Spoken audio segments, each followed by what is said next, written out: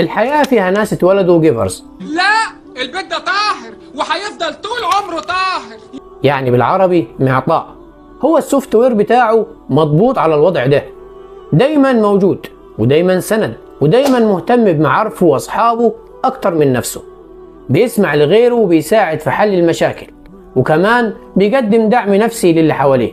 شغلته كده، هو بيبقى مبسوط كده، رسالته في الحياة كده، فهتلاقيه ما بيعرفش يعيش لنفسه، وطول الوقت بيدور على طريقة تخليه دايما معطاء للي حواليه. لو لقيتوا الناس دي طبطبوا عليهم وقدروهم واشكروا ربنا على نعمة وجودهم، وحاولوا تدوهم انتوا كمان من وقتكم ومجهودكم، ما تبخلوش عليهم، لانهم ساعات بيحبطوا وساعات بيجي لهم اكتئاب وساعات بيستسلموا وبيبقوا محتاجين حد في حياتهم يبقى جيفرز معاهم، او على الاقل يقدر اعطائهم وما يخذلهمش. بس خلي بالك ما بيعرفوش يطلبوا ده، ولما يقرروا يبعدوا